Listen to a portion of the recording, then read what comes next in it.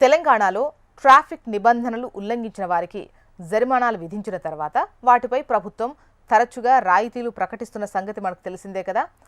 వాహనాల రకాన్ని బట్టి 75 నుంచి 25% వరకు డిస్కౌంట్లు ఉంటాయి. పేరుకుపోయిన ఈ పెండింగ్ చలాన్ల బకాయిలను రికవరీ చేసేందుకు ప్రభుత్వం అప్పుడప్పుడు డిస్కౌంట్స్ ఇస్తూ ఉంటుంది. ఇలా డిస్కౌంట్లు ప్రకటించడంపై హైకోర్టు తీవ్ర అభ్యంతరం చెప్పింది.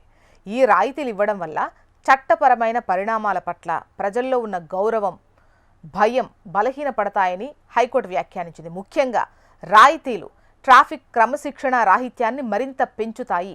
ప్రజలు నిబంధనలను ఉల్లంఘించినా ఏదో ఒక దశలో రాయితీ వస్తుందిలే అనే భావనలో ఉంటారు అని కోర్టు పేర్కొంది. జస్టిస్ ఎన్వి శ్రవణ్ కుమార్ విచారణ చేపట్టిన ఈ కేసులో ఈ చలానా వ్యవస్థలో అత్యవసరంగా మార్పులు చేయాల్సిన అవసరం ఉందని హైకోర్టు ప్రభుత్వానికి స్పష్టం చేసింది. ట్రాఫిక్ ఉల్లంఘన జరిగినప్పుడు అది ఏ చట్టంలోని ఏ సెక్షన్ కింద ఉల్లంఘనగా పరిగణించబడింది అనే వివరాలు చలానా జారీ టైంలో స్పష్టంగా పొందుపరచగలిగే వ్యవస్థను అభివృద్ధి చేయాలని కోర్టు ఆదేశించింది. ఈ మేరకు తీసుకున్న చర్యలు, వ్యవస్థ అభివృద్ధి ఏ దశలో ఉందో సమగ్ర నివేదికను డిసెంబర్ 9వ తేదీలోగా సమర్పించాలని హైకోర్టు ఆదేశాలు జారీ చేసింది. ఇక హైదరాబాద్ తార్నాకకు చెందిన